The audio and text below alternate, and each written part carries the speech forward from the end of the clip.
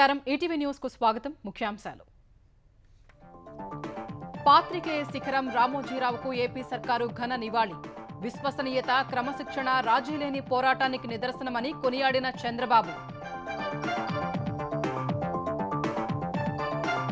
భారతరత్న సాధించటం అందరి బాధ్యతన్న చంద్రబాబు గొంతు కలిపిన సినీ ప్రముఖులు అమరావతిలో విగ్రహం ఏర్పాటుకు పవన్ విజ్ఞప్తి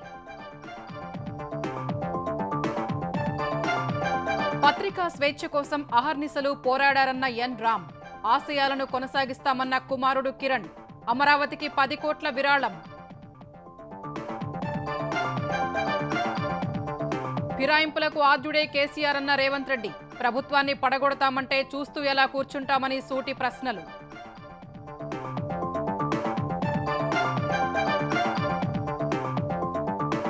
విద్యుత్ అంశాలపై విచారణ జరిపితే తప్పేంటన్న హైకోర్టు జస్టిస్ నరసింహారెడ్డి కమిషన్ రద్దు చేయాలన్న కేసీఆర్ పిటిషన్పై ప్రశ్న సీతారామ ప్రాజెక్టు ట్రయల్ రన్ విజయవంతం ప్రత్యేక పూజలు చేసిన మంత్రి తుమ్మల 1.5 ఎకరాలకు నీరందుతుందని సంతోషం ఆంధ్రప్రదేశ్ సీఎస్ నీరబ్ కుమార్ కు 6 నెలల పొడిగింపు చంద్రబాబు సర్కారు విజ్ఞప్తికి ఆమోదం తెలిపిన కేంద్ర ప్రభుత్వం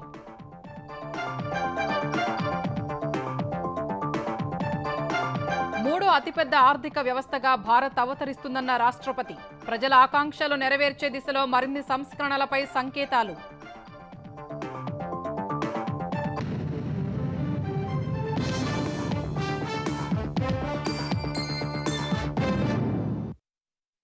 అన్యాయాలు అక్రమాలపై అక్షరాల్ని అంకుశంలా ప్రయోగించి ఆరోగ్యకర సమాజ స్థాపనకు నిర్విరామంగా కృషి సల్పిన పాత్రికేయ శిఖరం రామోజీరావుకు ఆంధ్రప్రదేశ్ ప్రభుత్వం అభివందనం సమర్పించింది మీడియా స్వేచ్ఛ కోసం నిరంతరం శ్రమించిన అక్షర యోధుడికి నీరాజనం పలికింది తెలుగు జాతిని జాగృతం చేస్తూ చివరి శ్వాస వరకు ప్రజా సమస్యలే అజెండాగా జీవనం సాగించిన కర్మయోగికి వినమ్ర వందనం సమర్పించింది రామోజీ జీవితాంతం నిక్కచ్చిగా పాటించిన విలువలు విశ్వసనీయత క్రమశిక్షణ రాజీలేని పోరాటాలను వక్తలు కొనియాడారు ఆయన ఆశయాలు ఆకాంక్షలను అదే స్ఫూర్తితో ఇకపైనా కొనసాగిస్తామని నేతలు కుటుంబ సభ్యులు ప్రకటించారు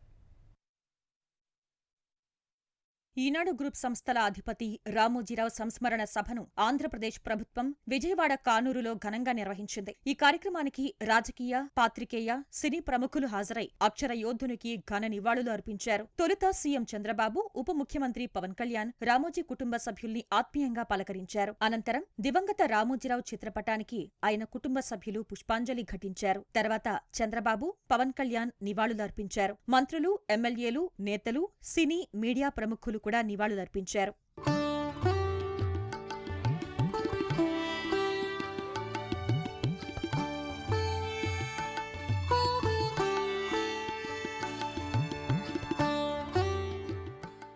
అనంతరం మాట్లాడిన వివిధ రంగాల ప్రముఖులు క్రమశిక్షణ పట్టుదలతో అడుగుపెట్టిన ప్రతి రంగంలోనూ ఎవరెస్టు శిఖరమంత ఎత్తుకెదిగిన మహోన్నత వ్యక్తి రామోజీరావు అని కొనియాడారు రామోజీరావు స్ఫూర్తితో ఏపీలో ప్రజాస్వామ్యాన్ని బలోపేతం చేస్తామని మంత్రులు పార్థసారథి కొల్లు రవీంద్ర చెప్పారు రామోజీరావు ఎప్పుడూ ప్రజా సంక్షేమం కోణంలోనే ఆలోచించేవారని ఉప ముఖ్యమంత్రి పవన్ చెప్పారు ఎన్ని కష్టాలు వచ్చినా జర్నలిజం విలువలు వదల్లేదని పేర్కొన్నారు అమరావతిలో రామోజీ విగ్రహం నిర్మించాలని కోరారు జనం కోసం వచ్చేటప్పటికి నిష్పక్షపాతంగా చాలా నిర్దాక్షిణ్యంగా ఉంటుంది ఆయన ఆలోచన పరిధి. అదే ఆయన ఈనాడు పేపర్లో రిఫ్లెక్ట్ అవుతుంది. నిజంగా పత్రికా స్వేచ్ఛ ఎంత అవసరం దేశానికి, ప్రజాస్వామ్యానికి ఎంత కీలకమైంది అది ఆయన చెప్తుంటే ఆయన ఆవేదన నాకు అర్థమైంది. అలాంటి వ్యక్తి మీద ఎన్ని రకాల ఇబ్బందులు పెట్టారో మన అందరికీ తెలుసు. అలాంటి దాడుల్ని తట్టుకుంటూ యాజ్ అ జర్నలిస్ట్ గా అన్కాంప్రమైజింగ్ యాటిట్యూడ్, అన్కాంప్రమైజింగ్ వాలర్, అవన్నీ ఆయన్ని నాకు చూస్తే చాలా చాలా ఆనందం వేసి. జనరల్ గా కుటుంబ సభ్యులు కష్టం వస్తే నలిగిపోతాం, కానీ అది కూడా దాటుకొని నేను నా జర్నలిస్ట్ వాల్యూస్ నేను కాంప్రమైజ్ అవును, ఏదైతే జరగనని చెప్పి ఆయన కూర్చోబెట్టి at the cost of his family members all he vent ahead and uphold the journalistic values. దానికి చాలా చాలా సాహసంగా దశాబ్దం పాటు నలిగారు, దశాబ్దన్నర పాటు నలిగి ఆయన్ని నలిగిన తర్వాత ఆయన అలాంటి వ్యక్తి విజయ వార్త వినకపోతే అక్షోభిస్తుందేమో ఆత్మని అనిపించేది. కానీ విజయ వార్త వినే ఆయన పరమదించారు. ప్రజాస్వామ్య విలువల పరిరక్షణ కోసం తన తండ్రి రామోజీరావు ఎల్లప్పుడూ పరితపించేవారని ఈనాడు ఎండీ కిరణ్ అన్నారు. ప్రజలకు ఎలాంటి ఇబ్బందులు వచ్చినా అండగా నిలబడేవారని గుర్తు చేసుకున్నారు. ఇది రామోజీరావు ఆశయాలను ముందుకు తీసుకువెళ్లే సంకల్ప సభ అని, తండ్రి స్ఫూర్తితో ప్రజా సంక్షేమానికి కట్టుబడి ఉంటామని మాట ఇస్తున్నట్లు కిరణ్ వెల్లడించారు. ప్రజల హక్కుల్ని పాలకులు కబళించినప్పుడల్లా ఆయన బాధితుల పక్షం వహించేవారు. ఎక్కడ ఏ ఉపద్రవం వచ్చినా ఆయన సిద్ధంగా ఉండేవారు. ఆయన నమ్మిన పాటించిన విలువలను ఇకపై కూడా త్రికరణ శుద్ధిగా కొనసాగిస్తామని సభాముఖంగా మాటిస్తున్నాం. నవ్యాంధ్ర రాష్ట్ర రాజధానిగా అమరావతి పేరు సూచించిన నాన్నగారు కృష్ణమ్మ ఒడిన రాజధాని నగరం అద్భుతంగా నిర్మాణం కావాలని బలంగా ఆకాంక్షించేవారు. వారి ఆకాంక్షలకు అనుగుణంగా అమరావతి నూతన నగరం అపురూపంగా తయారై యావత్ దేశానికే కీర్తి ప్రతిష్టలు తేవాలనే సంకల్పంతో మా కుటుంబం తరపున 10 కోట్ల రూపాయలు విరాళంగా అందజేస్తున్నాం. తెలుగు జాతి చరిత్రలో చిరస్థాయిగా నిలిచిపోయే వ్యక్తి రామోజీరావని సీఎం చంద్రబాబు చెప్పారు. ఓ మారుమూల గ్రామం నుంచి వచ్చి దేశం గర్వించదగ్గ స్థాయికి ఎదిగిన మహోన్నత శిఖరమన్న ఆయన అలాంటి అక్షర యోధుడికి భారతరత్న సాధించడం మనందరి బాధ్యత అని స్పష్టం చేశారు. ఒకే ఒక ఎన్టీఆర్ ఉంటాడు, ఒకే ఒక రామోజీరావు గారు ఉంటారు. వారిని ఎవ్వరు కూడా జీవితంలో అధిగమించలేరు. అది ఎవరికి సాధ్యం కాదు. అలాంటి ఒక అసాధారణ శక్తి ఆయన ఒక వ్యక్తి కాదు, ఒక వ్యవస్థ. అలాంటి వ్యవస్థను నిర్మాణం చేసిన వ్యక్తి, నీతి నిజాయితీకి ప్రతిరూపం రామోజీరావు గారని చెప్పి నేను మీకు తెలియజేస్తున్నా. ప్రజాహితాన్ని దృష్టిలో పెట్టుకుని ప్రజాస్వామ్యాన్ని కాపాడుతూనే రాజీ లేని పోరాటం చేసిన పోరాట యోధుడు రామోజీరావు గారని చెప్పి కూడా నేను మీకు తెలియజేస్తున్నా. ఇదే సమయంలో రామోజీరావు సేవలు కలకాలం గుర్తుండేలా రాష్ట్ర ప్రభుత్వం తరపున చేసే కార్యక్రమాలను చంద్రబాబు వివరించారు. అమరావతిలో రామోజీ విజ్ఞాన్ కేంద్రంగా పెట్టి ఢిల్లీలో విజ్ఞాన్ భవన్ ఏ విధంగా అయితే ఉందో కాన్ఫరెన్సెస్ గాని రీసెర్చ్ గాని ప్రభుత్వం చేసే కార్యక్రమాలన్నీ అక్కడ చేసే విధంగా మంచి కేంద్రం తయారు చేసి దానికి రామోజీరావు గారి నామకరణం చేస్తామని చెప్పి కూడా మీ అందరికీ విజ్ఞప్తి చేస్తున్నా. ఒక రోడ్డు కూడా రామోజీరావు గారి మార్గని ఆయన పేరు పెట్టడం, విశాఖపట్నంలో చిత్ర నగరి అని ఒక పేరు పెట్టి సినిమా షూటింగ్లు చేయడం కోసం రామోజీ చిత్ర నగరిని పెడతామని చెప్పి నేను మీకు తెలియజేస్తున్నా. ఎన్టీఆర్ ఘాట్ మాదిరిగా రామోజీరావు స్మారకంపై ఆయన కుటుంబ సభ్యులతో చర్చించి నిర్ణయం తీసుకుంటామని చంద్రబాబు చెప్పారు. అమరావతి నిర్మాణం కోసం 10 కోట్ల విరాళం తాలూకు చెక్ను ఈనాడు ఎండీ కిరణ్, ఇతర కుటుంబ సభ్యులు చంద్రబాబుకు అందించారు.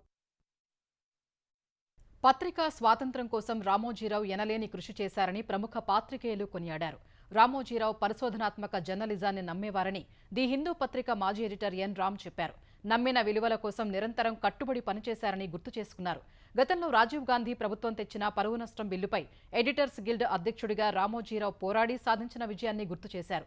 ఈనాడు పత్రిక సమాజంలోని క్షేత్రస్థాయి పరిస్థితులకు అద్దం పట్టిందన్న ఎన్ రామ్, ఈనాడు ప్రస్థానంపై ఆస్ట్రేలియన్ రాజకీయవేత్త రాబిన్ జెఫ్రీ పుస్తకమే రాశారని గుర్తు చేశారు. జిల్లా పేజీల గొప్పతనంపై ప్రత్యేకంగా రాశారని తెలిపారు. ఈనాడు తర్వాత టీవీ రంగంలో రామోజీ ప్రత్యేకతను చాటుకున్నారని వివరించారు. రామోజీ నిరంతరం ప్రజల సమస్యలపైనే తన కలం కదిలించారని రాజస్థాన్ పత్రిక చీఫ్ ఎడిటర్ గులాబ్ కొఠారీ చెప్పారు. రామోజీరావు దూరదృష్టి కలిగి ఉండేవారన్న ఆయన ప్రభుత్వాలను ఎదిరించి మరీ కలంతో యుద్ధం చేసిన మహోన్నత శక్తి అని కొనియాడారు. In July 1988, the Rajiv Gandhi government introduced the Defamation Bill 1988. These provisions were specifically targeted at investigative journalists and the media organizations, the newspapers they worked for. So much responsibility for seeing the protest movement through vested with the Editors Guild of India, which then as now had its work cut out. I worked closely with Sri Ramoji Rao during this inspiring movement and was deeply impressed by his leadership qualities, firmness and steadfastness on the principles at stake, clarity on the goal to be achieved, and that goal was unconditional withdrawal of the defamation bill.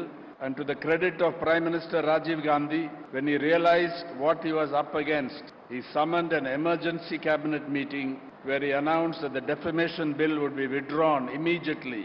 He also signed a press release stating that a free press is an integral part of the inner strength and dynamism of our democracy. I remember even now Sri Ramoji Rao's quiet and complete satisfaction over the goal achieved, but no sense of triumphalism. What stood out was a clear vision that newspapers had every right to take political positions, but they must remain independent from government pressure and assault. And whatever assaults came his way, we know what happened earlier and more recently towards the end of his life. He stood brave, basically saying that let them take away everything, I'm willing to face it, but I will not give up these principles and the stand that I've taken. And that is something that is rare today in Indian journalism. मैंने उनको सरकारों से संघर्ष करते हुए देखा। जीवन के अंतिम दिनों में भी वे संघर्षशील ही थे और उनके सामने एक नई कई चुनौतियां एक साथ खड़ी थी। ये ईश्वर की कृपा कहिए कि अंतिम सांस लेने से पहले उन्हें कुछ राहत मिल पाई। సినీ రంగానికి రామోజీరావు అనేక సేవలు చేశారని సినీ ప్రముఖులు కొనియాడారు. ప్రపంచంలోనే అద్భుతమైన రామోజీ ఫిలిం సిటీని నిర్మించి సినీ రంగాన్ని అందరికీ అందుబాటులోకి తెచ్చారని తెలిపారు. ఎంతో మంది చిన్న సినీ నటులకు అవకాశమిచ్చి తనతో పాటు పైకి తీసుకొచ్చారని వివరించారు.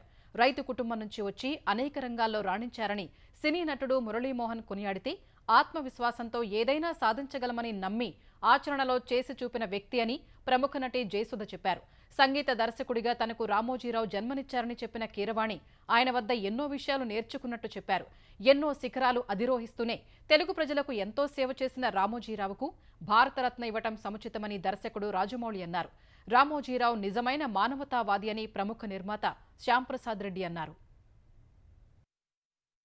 గ్రేట్ పర్సన్ అండి ఆయన, విజనరీ, హ్యూమానిటేరియన్. ఒక రైతు కుటుంబంలో, సాధారణ రైతు కుటుంబంలో పుట్టి తన జీవితాన్ని తనే రాసుకున్నారు.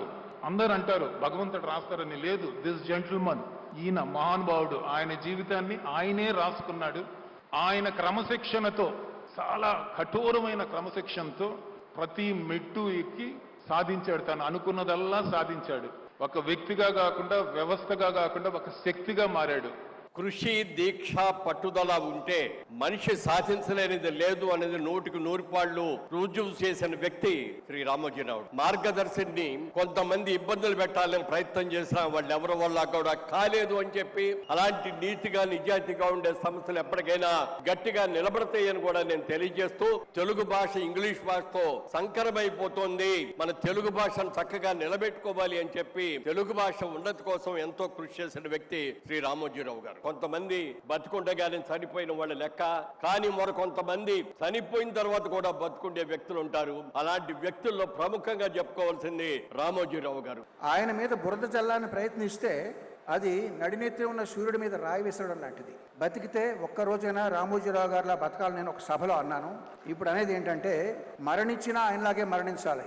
ఎందుకంటే కురుక్షేత్ర సంగ్రామంలో భీష్ముడు తన మరణాన్ని, తన మృత్యుని ఉత్తరాయణం వచ్చే వరకు కూడా గ్రహించి ఆపారు. ఆయనే ఆపారు. ఆయన అదే విధంగా కబంధ హస్తాల్లోంచి తను ఎంతో ప్రేమించే ఆంధ్రప్రదేశ్ బయటపడడం ఆయన కళ్ళారా చూసి అప్పుడు నిష్క్రమించారు. అంచేత మరణించినా ఆయనలాగే మరణించాలి. రామోజీరావు గారు ఎన్ని శిఖరాలు అధిరోహించారు. ఆయన అధిరోహించడమే కాకుండా ఆయనతో పాటు ఎంతమందిని చేతులు పట్టుకుని ముందుకు తీసుకెళ్లారు, పైకి తీసుకెళ్లారు, రాష్ట్ర ప్రజల కోసం ఎంత చేశారు అన్నది ఇప్పటి వరకు నా ముందు మాట్లాడిన వక్తలందరూ చెప్పారు. అంతకన్నా నేను ఎక్కువ చెప్పగలను అనుకోవట్లేదండి, అంత సాహసం చేయట్లేదు. ఒకటే అడుగుతున్నా అండి, అంత చేసిన రామోజీరావు గారికి మనం తిరిగి ఏం చేయగలం? ఆంధ్రప్రదేశ్ రాష్ట్ర ప్రభుత్వాన్ని, తెలంగాణ రాష్ట్ర ప్రభుత్వాన్ని, కేంద్ర ప్రభుత్వాన్ని కూడా రిక్వెస్ట్ చేస్తున్నాను ఈ వేదిక మీద నుంచి, రామోజీరావు గారికి భారతరత్న ప్రదానం చేయడం సముచితం, సబబు. దేశంలో అత్యవసర పరిస్థితి విధించడం రాజ్యాంగంపై జరిగిన ప్రత్యక్ష దాడికి సంబంధించిన అతిపెద్ద చీకటి అధ్యాయమని రాష్ట్రపతి ద్రౌపది ముర్ము అన్నారు. ఎన్డీఏ ప్రభుత్వానికి రాజ్యాంగంపై అపారమైన విశ్వాసం ఉందని పార్లమెంట్ ఉభయ సభల్ని ఉద్దేశించి చేసిన ప్రసంగంలో పేర్కొన్నారు. ఇదే సమయంలో ప్రభుత్వ ప్రాధాన్యాలను వివరించిన ఆమె తమ ప్రభుత్వ విధానాలను విశ్వసించి ప్రజలు మూడోసారి అధికారం కట్టబెట్టినట్లు చెప్పారు.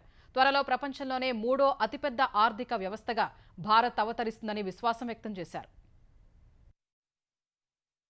18వ లోక్సభ సమావేశాల సందర్భంగా తొలిసారి పార్లమెంటు ఉభయ సభలను ఉద్దేశించి ప్రసంగించిన రాష్ట్రపతి ద్రౌపది ముర్ము ఎన్డీఏ ప్రభుత్వ ప్రాధాన్యాలను వివరించారు. సంస్కరణలు, పనితీరు, పరివర్తన ఆధారంగా సార్వత్రిక ఎన్నికల్లో ప్రజలు తీర్పు ఇచ్చినట్లు తెలిపారు. 10 ఏళ్ల తమ పాలనలో గ్రామీణ ఆర్థిక వ్యవస్థ పరిపుష్టమైందని, పెట్టుబడులు, ఉపాధి కల్పనకు అధిక ప్రాధాన్యమిచ్చినట్లు రాష్ట్రపతి చెప్పారు. త్వరలో భారత్ ప్రపంచంలోనే 3వ అతిపెద్ద ఆర్థిక వ్యవస్థగా అవతరించనుందని సంతోషం వ్యక్తం చేశారు. వచ్చే పార్లమెంటు సమావేశాల్లో ప్రవేశపెట్టనున్న బడ్జెట్ దేశ భవిష్యత్తును దృష్టిలో పెట్టుకుని ఉంటుందన్నారు. ప్రజల ఆకాంక్షలను నెరవేర్చేందుకు సంస్కరణల వేగం మరింత పెంచనున్నట్లు తెలిపారు. పెట్టుబడుల విషయంలో రాష్ట్రాల మధ్య ఆరోగ్యకరమైన పోటీ ఉండాలని తమ ప్రభుత్వం విశ్వసిస్తున్నట్లు రాష్ట్రపతి చెప్పారు. దేశంలోని పేదలు, యువత, మహిళలు, రైతులు సాధికారత సాధించినప్పుడే అభివృద్ధి చెందిన భారత్ గా అవతరిస్తుందని తెలిపారు. అందుకు తమ ప్రభుత్వం ప్రాధాన్యమిస్తోందన్నారు. रिफॉर्म, परफॉर्म और ट्रांसफॉर्म के संकल्प ने आज भारत को दुनिया की सबसे तेजी से बढ़ने वाली अर्थव्यवस्था बना दिया। 10 साल में भारत 11वें नंबर की अर्थव्यवस्था से ऊपर उठकर 5वें नंबर पर पहुंचा। वैश्विक महामारी के कालखंड और विश्व के अलग अलग कोने में चल रही संघर्षों के बावजूद भारत ने ये विकास दर हासिल की है। ये बीते 10 साल के रिफॉर्म्स और राष्ट्रहित में के लिए किए गए फैसला के कारण संभव है। आज भारत अकेले ही दुनिया की ग्रोथ में 15% का योगदान दे रही है। జాతీయ స్థాయిలో జరిగిన ప్రవేశ పరీక్షల పేపర్ల లీకేజీకి సంబంధించిన దర్యాప్తును పూర్తి పారదర్శకంగా జరిపేందుకు ప్రభుత్వం కట్టుబడి ఉందని రాష్ట్రపతి ద్రౌపది ముర్ము చెప్పారు. అందుకు బాధ్యులైన వారిని శిక్షించనున్నట్లు హామీ ఇచ్చారు. పరీక్షల నిర్వహణ సంస్థలు, వాటి పనితీరు, పరీక్షల ప్రక్రియకు సంబంధించిన అన్ని అంశాల్లో సంస్కరణలు అమలు చేసే దిశగా ప్రభుత్వం పనిచేస్తోందని చెప్పారు. ఈ సందర్భంగా అత్యవసర పరిస్థితి అంశాన్ని కూడా రాష్ట్రపతి ద్రౌపది ముర్ము ప్రస్తావించారు. 25 जून 1975 को लागू हुआ आपातकाल संविधान पर सीधे हमले का सबसे बड़ा और काला अध्याय था। तो पूरे देश में हाहाकार मच गया था, लेकिन ऐसी असंवैधानिक ताकतों पर देश ने विजय प्राप्त करके दिखाया, क्योंकि भारत के मूल में गणतंत्र की परंपराएं रही है। मेरी सरकार भी भारत के संविधान को सिर्फ राजकाज का माध्यम भर नहीं मानती, बल्कि हमारा संविधान जन चेतना का हिस्सा हो, इसके लिए हम प्रयास कर रहे हैं. దేశంలో డిజిటల్ లావాదేవీలు భారీగా పెరిగాయన్న రాష్ట్రపతి సైనిక దళాల్లో స్థిరమైన సంస్కరణల కారణంగా బలగాలు స్వయం సమృద్ధి సాధించాయని చెప్పారు. రక్షణ ఉత్పత్తుల ఎగుమతులు పెరిగాయని వెల్లడించారు.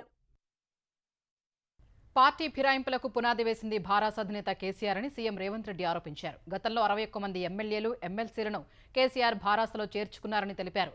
కాంగ్రెస్ ప్రభుత్వం వచ్చిన నెల రోజుల్లోనే కూలిపోతుందని కేటీఆర్, హరీష్ రావు అన్నారన్న రేవంత్, భాజపా కూడా అప్పట్లో వంత పాడిందన్నారు. ప్రభుత్వాన్ని కూలగొడతామని భారాస, భాజపా అంటుంటే మేం గాలికి వదిలేయాలా అని రేవంత్ రెడ్డి ప్రశ్నించారు. ప్రభుత్వాన్ని పడగొట్టాలనే ఆలోచనలు మానుకోవాలని హితవు పలికారు. మా ప్రభుత్వం వచ్చిన నెల తిరగకముందే ప్రభుత్వం పడిపోతుంది, 100 రోజులు కూడా ప్రభుత్వం మనుగడ సాగించదని చెప్పి కేసీఆర్, కేటీఆర్, హరీషే కదా అన్నది. దానికి వంతబాడింది బీజేపీ కదా. ప్రజలు ఎన్నుకున్న ప్రభుత్వం 65 మంది ఎమ్మెల్యేలను గెలిపిస్తే మెజారిటీతో ఉన్న ప్రభుత్వాన్ని 3 నెలల్లో పడగొడతామని బీజేపీ, బీఆర్ఎస్ రోడ్ల మీద రంకెలేస్తుంటే గాలికి వదిలేయాలన్న వాళ్ళు ఎటు చేస్తే అట్లా? ఇప్పుడు ప్రజలు ఎన్నుకున్న ప్రభుత్వాన్ని పడగొట్టాలన్న భావదారిద్ర్యం కేసీఆర్కు రావడమే కేసీఆర్ యొక్క భావదారిద్ర్యము. అభివృద్ధి పనుల కోసమే తెలంగాణ మంత్రులు కేంద్ర మంత్రుల్ని కలుస్తున్నారని సీఎం రేవంత్ రెడ్డి స్పష్టం చేశారు. 6 గ్యారంటీలను అమలు చేయడమే తమ లక్ష్యమని తెలిపారు. పలు శాఖలకు మంత్రులు లేరని విపక్షాలు ఆరోపిస్తున్నాయన్న రేవంత్, అన్ని శాఖలకు సమర్థ మంత్రులున్నారని పేర్కొన్నారు. ఇతర రాష్ట్రాల కంటే ఇక్కడి మంత్రులు మెరుగ్గా ఉన్నారో లేరో చూడాలన్నారు. ఏకకాలంలో రైతు రుణమాఫీ చేయడానికి నిర్ణయించామని తెలిపారు. తెలంగాణలో సజావుగా ఎన్నికలు జరిపించామని, ఎన్నికల నిర్వహణపై కేంద్రం ఆరోపణలు చేయలేదన్నారు. రాజకీయ ప్రేరేపితమైన కేసులు ఒక్కటీ పెట్టలేదని రేవంత్ రెడ్డి వివరించారు. విద్యుత్ కమిషన్ ఏర్పాటుపై విమర్శల్ని కొట్టిపారేశారు. చంద్రశేఖరరావు గారిని, జగదీశ్వర్ రెడ్డిని అడుగుతున్నా, ఇప్పుడు నిజంగానే ఒక ఆయన శ్రీరామచంద్రుడు, ఇంకొక ఆయన సత్యహరిచంద్రుడు అని నిరూపించుకోవడానికి అవకాశం వచ్చింది. నిరూపించుకుంటే అయిపోయాయి కదా. జస్టిస్ నరసింహారెడ్డి గారు లోపాలేమని ఉంటే కేసీఆర్ గారు అక్కడికి వెళ్ళి అద్భుతమైన వాదనని వినిపించుకునే అవకాశం వచ్చింది. నరసింహారెడ్డి గారు విచారణ కమిషన్ ముందు వెళ్ళి చంద్రశేఖరరావు గారు తన అనుభవాన్ని, అద్భుతమైన వాదాపటిమను వారి ముందు ప్రదర్శిస్తే అవన్నీ టెలికాస్ట్ చేయండి, ప్రజలకు చూపించండి, తప్పేముంది. దానికి ప్రభుత్వం వైపు నుంచి ఏమన్నా చెప్పేది ఉంటే మేము కూడా రిక్వెస్ట్ చేస్తాం కమిషన్ని. వారు వచ్చి వివరణ లైవ్ టెలికాస్ట్కి అనుమతి ఇవ్వడానికి కమిషన్ని ప్రభుత్వం కూడా రిక్వెస్ట్ చేస్తుంది. ఉమ్మడి ఖమ్మం జిల్లాను సస్యశ్యామలం చేసేందుకు చేపట్టిన సీతారామ ప్రాజెక్టులో కీలక ముందడుగు పడింది. ఖమ్మం, భద్రాద్రి, కొత్తగూడెం, మహబూబాబాద్ జిల్లాల్లోని సుమారు 9 లక్షల ఎకరాలకు సాగునీరు అందించడమే లక్ష్యంగా చేపట్టిన సీతారామ ప్రాజెక్టులో కీలకమైన తొలి పంప్ హౌస్ ట్రయల్ రన్ విజయవంతంగా పూర్తయింది. నీటిపారుదల శాఖ అధికారులు, ప్రజాప్రతినిధులు, రైతుల సమక్షంలో ట్రయల్ రన్ నిర్వహించగా పంప్ హౌస్ నుంచి గోదావరి జలాలు ఎగిసిపడుతూ దిగువకు పారాయి. ఈ మేరకు అధికారులు వ్యవసాయ మంత్రి తుమ్మలకు సమాచారం ఇచ్చారు. వెంటనే అశ్వాపురం చేరుకున్న మంత్రి గోదావరి జల సవ్వడిని చూసి భావోద్వేగానికి గురయ్యారు. ప్రాజెక్టుకు భూములు ఇచ్చిన రైతులకు పాదాభివందనం చేస్తున్నట్లు తెలిపారు. ఆంధ్రప్రదేశ్లో డిఎస్సి 2024 నోటిఫికేషన్ ఇచ్చేందుకు ప్రభుత్వం కార్యాచరణ ప్రారంభించింది. మొత్తం 16,347 పోస్టుల భర్తీ చేసేందుకు ఈ నెల 30న నోటిఫికేషన్లు జారీ చేయనుంది. అయితే గత 3 ఏళ్లలో జగన్ ప్రభుత్వం టెట్ నిర్వహించనందున ఈసారి 2 నోటిఫికేషన్లు ఇవ్వనున్నట్టు తెలిపింది. టెట్ నిర్వహణతో కలిపి మెగా డిఎస్సికి ఓ నోటిఫికేషన్, ఇప్పటికే టెట్ అర్హత పొందిన వారికి మరో డిఎస్సి నోటిఫికేషన్ ఇవ్వనున్నట్టు ప్రభుత్వం తెలిపింది. ఈ నెల 30న 2 నోటిఫికేషన్లు వెలువడతాయని ఏపీ విద్యాశాఖ తెలిపింది. డిసెంబర్ 10 నాటికి నియామక పత్రాలు ఇచ్చే విధంగా డిఎస్సి షెడ్యూల్ చేసినట్టు ప్రభుత్వం తెలిపింది. ఆయా జిల్లాల్లోని స్థానికులతోనే 80% టీచర్ పోస్టులు భర్తీ చేయనున్నట్టు వెల్లడించింది. ఈసారి భర్తీ చేసే పోస్టుల్లో పాఠశాల విద్యాశాఖ పరిధిలో 13,661 టీచర్ పోస్టులు, ఎస్సీ సంక్షేమ శాఖ పరిధిలో 439, బీసీ సంక్షేమ శాఖ పరిధిలో 170, ఎస్టీ సంక్షేమ శాఖ పరిధిలో 2,024 పోస్టులు భర్తీ చేయనున్నట్టు తెలిపింది. విభిన్న ప్రతిభావంతుల సంక్షేమ శాఖ పరిధిలో 49, బాల నేరస్తులకు విద్యా బోధన కోసం 15 టీచర్ పోస్టుల్ని భర్తీ చేయాలని ప్రభుత్వం నిర్ణయించింది. ఆంధ్రప్రదేశ్ ప్రభుత్వ ప్రధాన కార్యదర్శి నీరబ్ కుమార్ ప్రసాద్ సర్వీసును మరో 6 నెలలు పొడిగిస్తూ కేంద్రం ఆదేశాలు జారీ చేసింది. జూలై 1 నుంచి 2024 డిసెంబర్ 31 వరకు ఆయన సర్వీసును పొడిగిస్తున్నట్టు కేంద్ర సిబ్బంది వ్యవహారాల శాఖ ఉత్తర్వుల్లో పేర్కొంది. జూన్ 30న ఉద్యోగ విరమణ చేయాల్సిన నీరబ్ కుమార్ సర్వీసు పొడిగించాలని ఏపీ సర్కారు చేసిన విజ్ఞప్తిపై ఈ మేరకు నిర్ణయం తీసుకున్నట్టు డీఓపీటీ తన ఉత్తర్వుల్లో పేర్కొంది. ఇందుకు సంబంధించి ఏపీ ప్రభుత్వానికి సమాచారం ఇచ్చింది. జల్ జీవన్ మిషన్ వంటి కేంద్ర ప్రభుత్వ పథకాల నిధులకు సంబంధించి ఏపీ మ్యాచింగ్ గ్రాంట్ వివరాలు ఇవ్వాలని ఉప ముఖ్యమంత్రి పవన్ కళ్యాణ్ అధికారులను ఆదేశించారు. గ్రామీణ నీటి సరఫరా, పంచాయతీరాజ్, ఇంజనీరింగ్ విభాగాల అధికారులతో పవన్ విజయవాడ క్యాంపు కార్యాలయంలో సమీక్షించారు. ఇటీవలే ఏపీలో డయేరియా కేసులు నమోదవుతున్న అంశాన్ని దృష్టిలో పెట్టుకుని తాగునీటి సరఫరాపై ప్రత్యేక శ్రద్ధ పెట్టాలని పవన్ అధికారులను ఆదేశించారు. తాగునీటి సౌకర్యం లేని గ్రామాలపై దృష్టి పెట్టాలని డిప్యూటీ సీఎం స్పష్టం చేశారు. ఇందుకు జల్ జీవన్ మిషన్ వంటి కేంద్ర ప్రభుత్వ పథకాల నిధుల్ని సద్వినియోగం చేసుకోవాలని సూచించారు. భారత సహాయంలో 42,000 కోట్ల అప్పు తెచ్చి మిషన్ భగీరథ చేపట్టిన ఇంటింటికి తాగునీరు ఇవ్వలేకపోయారని ఉప ముఖ్యమంత్రి భట్టి విక్రమార్క విమర్శించారు. భద్రాద్రి, కొత్తగూడెం జిల్లాలో మంత్రులు కోమటిరెడ్డి వెంకటరెడ్డి, తుమ్మల నాగేశ్వరరావు, పొంగులేటి శ్రీనివాసరెడ్డితో కలిసి పర్యటించిన భట్టి విక్రమార్క కొత్తగూడెంలో 234 కోట్లతో మంచినీటి పథకానికి భూమి పూజ చేశారు. భారాస ప్రతి ఇంటికి తాగునీరు అందిస్తే 234 కోట్లతో కొత్తగూడెంకు, 150 కోట్లతో ఆలేరు నియోజకవర్గాలకు ఎందుకు మళ్లీ ఖర్చు చేయాల్సి వస్తోందని ప్రశ్నించారు. రైతులకు ఆగస్టు కన్నా ముందే 2 లక్షల రుణమాఫీ చేసి తీరుతామని భట్టి విక్రమార్క స్పష్టం చేశారు.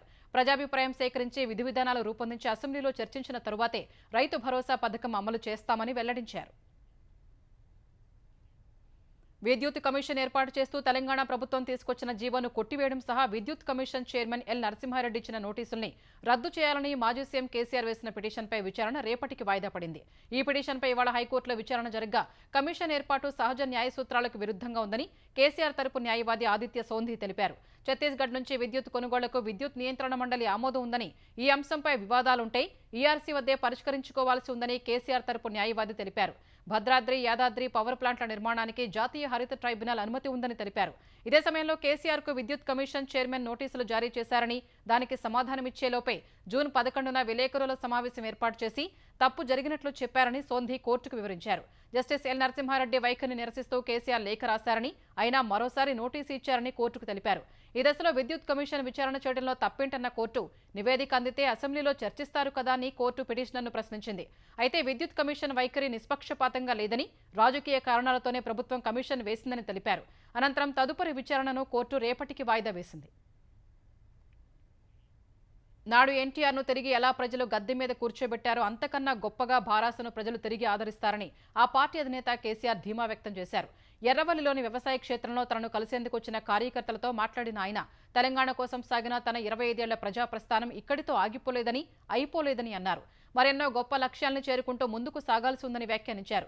ఇటీవలి ఎన్నికల్లో కాంగ్రెస్ పార్టీ ఇచ్చిన అలవిగాని హామీలు నమ్మి ప్రజలు మోసపోయారని తెలిపారు. భారాస ప్రభుత్వం కొనసాగించిన అనేక పథకాలు అందటం లేదని ప్రజలు ఇప్పుడు బాధపడుతున్నారని అన్నారు. కాంగ్రెస్ పాలనలో తెలంగాణ రాష్ట్రం దారి తప్పిందని, తిరిగి గాడిలో పెట్టాల్సిన బాధ్యత మనపైనే ఉందన్నారు. కొంతమంది నాయకులు కూడా పార్టీని వీడినంత మాత్రాన ఎటువంటి తేడా రాదని వ్యాఖ్యానించారు. భారాసకు బుల్లెట్ల వంటి కార్యకర్తలు ఉన్నారని, వారినే నాయకులుగా తీర్చిదిద్దుకుందామని స్పష్టం చేశారు. పుంగనూరులో మాజీ మంత్రి పెద్దిరెడ్డి రామచంద్రారెడ్డికి భారీ షాక్ తగిలింది. పుంగనూరు మున్సిపల్ చైర్మన్ అలీం బాషా సహా 13 మంది కౌన్సిలర్లు వైకాపాకు రాజీనామా చేశారు. పెద్దిరెడ్డి పాలనలో ఇతర నేతలకు పదవులు మాత్రమే ఉంటాయని, అధికారం ఉండదని మున్సిపల్ చైర్మన్, కౌన్సిలర్లు ఆరోపించారు. పాలనా అనుభవం ఉన్న ముఖ్యమంత్రి చంద్రబాబు ద్వారానే రాష్ట్రం అభివృద్ధి చెందుతుందని విశ్వాసం వ్యక్తం చేశారు. తెలుగుదేశం పుంగనూరు ఇన్ఛార్జ్ చల్లాబాబు నేతృత్వంలో నియోజకవర్గ అభివృద్ధి కోసం ఆ పార్టీలో చేరనున్నట్లు తెలిపారు. అనారోగ్యంతో ఢిల్లీలోని ఎయిమ్స్ ఆసుపత్రిలో చేరిన భాజపా సీనియర్ నేత ఎల్కే అడ్వాణి డిశ్చార్జ్ అయినట్లు ఆసుపత్రి అధికారులు తెలిపారు. వృద్ధాప్య సమస్యలతో బాధపడుతున్న 96 ఏళ్ల అడ్వాణికి యూరాలజీ సహా పలు విభాగాలకు చెందిన వైద్య నిపుణులు చికిత్స అందించినట్లు పేర్కొన్నారు. గత రాత్రి 10:30కు అనారోగ్యంతో ఎయిమ్స్లోని పాత ప్రైవేటు వార్డులో అడ్వాణి అడ్మిట్ అయ్యారు. ఈ మధ్యాహ్నం డిశ్చార్జ్ అయ్యి ఇంటికి వెళ్లారు. దేశీయ స్టాక్ మార్కెట్లు వరుసగా 4 సెషన్లో లాభాలు నమోదు చేయడం సహా సరికొత్త శిఖరాల్ని అధిరోహించాయి. బాంబే స్టాక్ ఎక్స్చేంజ్ సూచీ సెన్సెక్స్ తొలిసారి 79,000 బెంచ్ మార్క్ అధిగమించగా, జాతీయ స్టాక్ ఎక్స్చేంజ్ సూచీ నిఫ్టీ 24,000 పాయింట్ల మైలురాయిని చేరింది. ఉదయం 78,759 పాయింట్ల వద్ద బీఎస్సీ సూచీ ప్రారంభమైంది. మొదట్లో మదుపర్లు లాభాల స్వీకరణకు మొగ్గటం వల్ల ఒక దశలో 78,467 పాయింట్ల కనిష్ట స్థాయి నమోదు చేసింది. తర్వాత రిలయన్స్ ఇండస్ట్రీస్, ఇన్ఫోసిస్, టీసీఎస్ వంటి బ్లూ చిప్ సంస్థల వాటాలు కొనేందుకు మదుపరులు పోటీ పడగా సెన్సెక్స్ తొలిసారి 79,000 బెంచ్ మార్క్ను చేరింది. ఈ క్రమంలో 79,396 పాయింట్ల సరికొత్త జీవితకాల గరిష్టాన్ని తాకింది. చివరకు 79,243 పాయింట్ల వద్ద స్థిరపడింది. నిఫ్టీ 176 పాయింట్లు పెరిగి తొలిసారి 24,000 బెంచ్ మార్క్ ఎగువన 24,087 పాయింట్ల వద్ద ముగిసింది.